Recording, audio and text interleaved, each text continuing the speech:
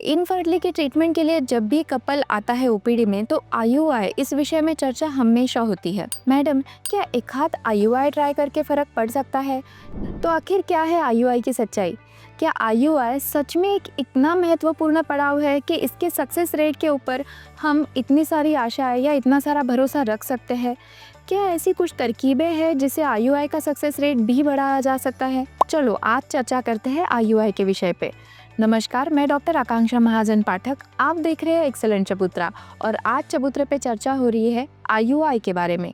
IUI में ऐसी कौन सी तरकीबें अपनानी चाहिए या किन पेशेंट्स ने आईयूआई करना चाहिए जिनसे उसका फ़ायदा हो सकता है। सबसे पहला मुद्दा तो मैं आपको बताना चाहूँगी कि आईयूआई जो है ये नेचुरल मेथड का ही बस एक थोड़ा सा मॉडिफिकेशन है। इसको विस्तार से समझाना है मुझे। जैसे कि ये हमारा अंडाशय है, ये अंडनलिका है और ये गर्भाशय है। तो नेचुरल जब फर्टिलाइजेशन होता है तब उस समय पे अंडाशय में एक फॉलिकल बढ़ता है, वो बढ़ के रप्चर होता है मैच्योर होके। उसके बाद में उसके अंदर का जो स्त्री बीज है वो अंडनलिका में आके रुकता है। उसके बाद में जब स्त्री पुरुष का संबंध आता है तब वीर्य यहाँ पे योनि मार्ग में डिपॉजिट होता है। उसमें से जल्द तेजी से भागने वाले जो स्पर्म्स है वो आगे चलकर स्त्री बीज को फलित करते हैं। बच्चा यहाँ पे ट्यूब में तैयार होता है, उसके बाद में आके सरक के गर्भाशय में उसका जो है अगला डेवलपमेंट होता है। आईयूआई में हम क्या करते हैं, ये जो अंडाशय है इसमें फॉलिकल को बढ़ाते हैं, उसको बढ़ाने की दवाइयाँ हम लोग देते हैं। उसके बाद में हम लोग फॉलिकुलर मॉनिटरिंग में देखते हैं कि वो जो फॉलिकल है वो ठीक से बढ़ रहा है या नहीं बढ़ रहा है। एक मैच्योरिटी की लेवल उसमें आ जाती है तब हम ट्रिगर का इंजेक्शन देते हैं। उसके बाद में उसके अंदर का जो स्त्री बीज है वो अंडनलिका में आता है और जो आदमी है उससे हम वीर्य का सैंपल लेते हैं, सीमेन का सैंपल लेते हैं। उसमें कुछ प्रोसेसिंग की जाती है। उसके बाद में ये जो सैंपल है इसको गर्भाशय मुख के उस पार छोड़ते हैं।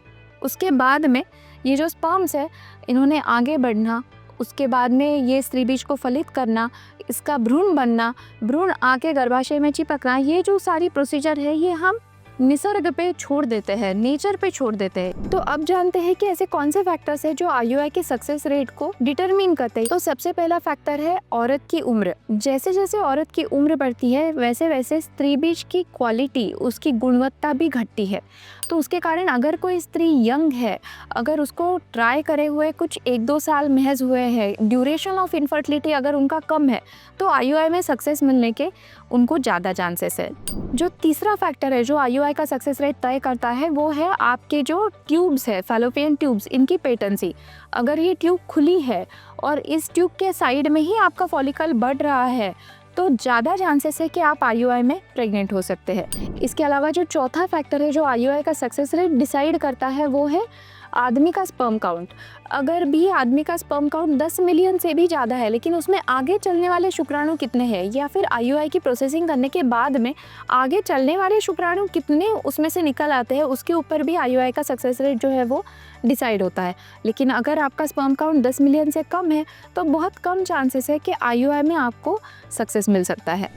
और जो पांचवी चीज़ है वो है कि आप आईयूआई कहाँ कर रहे हैं, क्योंकि देखिए हर जगह पे आईयूआई की प्रोसेसिंग एक तरीके की नहीं होती।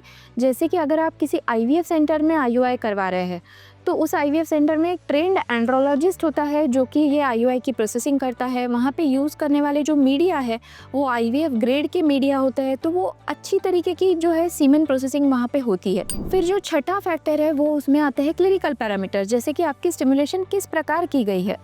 अगर आपके एक से ज़्यादा फॉलिकल डेवलप हुए हैं, जैसे कि 2, 3, 4 फॉलिकल डेवलप हुए हैं, तो ज़्यादा चांसेस है कि आपका सक्सेस रेट हर एक फॉलिकल के साथ में बढ़ेगा। एक से ज़्यादा जो है आपका फॉलिकल है जो है वो डेवलप होना चाहिए, तब आईयूआई का सक्सेस रेट ज़्यादा आता है। फिर उसके बाद में चीज़ आती है कि फॉलिकल क्या पूरी तरीके से मैच्योर हुआ था और तब आईयूआई का ट्रिगर का इंजेक्शन दिया गया था।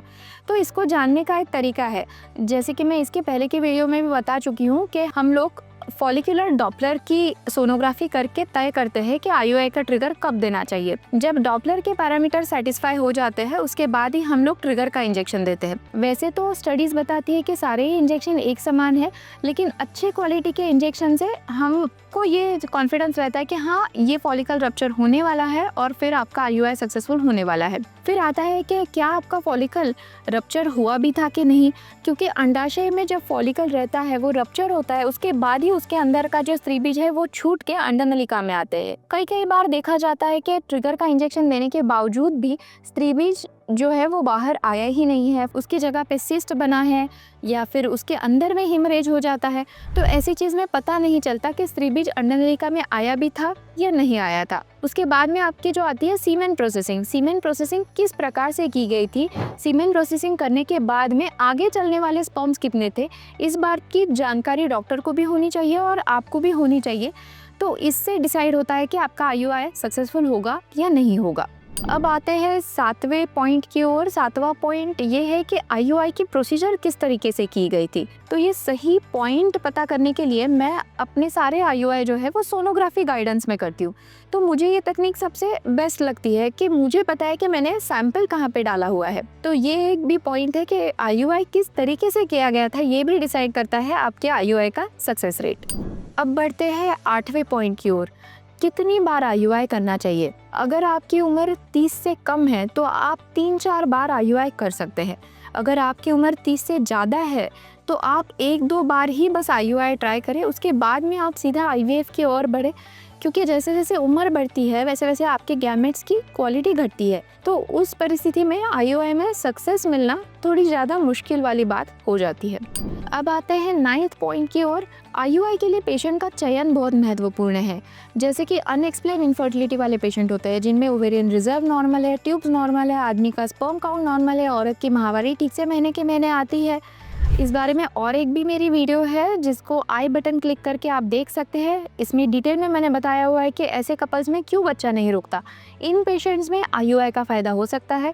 इसके अलावा वो पेशेंट्स जिनमें हर महीने के महीने अंडा बनने की प्रक्रिया ही ठीक से नहीं हो रही है, उन पेशेंट्स में आईयूआई का फ़ायदा हो सकता है। फिर तीसरे कैटेगरी के पेशेंट्स आते हैं जिनको संबंध रखने में दिक्कत होती है, जैसे कि औरत को अगर वजिनिस्मस है या आदमी को इरेक्टाइल डिस्फंक्शन है या प्रीमेच्योर इजैकुलेशन हो रहा है, तो ऐसे पेशेंट्स में भी आईयूआई फ़ायदा कर सकता है। और चौथे कैटेगरी के पेशेंट्स हैं बॉर्डर लाइन स्पर्म काउंट वाले, जिनका स्पर्म काउंट कुछ 10 मिलियन से ऊपर है। आगे चलने वाले स्पर्म्स तो है लेकिन स्पर्म का कॉन्सेंट्रेशन इतना नहीं है कि नेचुरली वो प्रेग्नेंट हो पाते हैं। पर्टिकुलरली वो पेशेंट जिनका स्पर्म का काउंट 10 से 20 मिलियन है, हाँ, इन कैटेगरी ऑफ पेशेंट्स में भी आईयूआई का फ़ायदा देखा गया है। आशा करती हूँ कि इस वीडियो से आईयूआई के बारे में आपको सारी जानकारी मिली है। अगर वीडियो आपको अच्छी लगी है तो वीडियो को लाइक करें, चैनल को सब्सक्राइब करें। और अब बारी आती है बोनस टिप की। आईयूआई के बाद में क्या क्या प्रिकॉशंस लेनी चाहिए।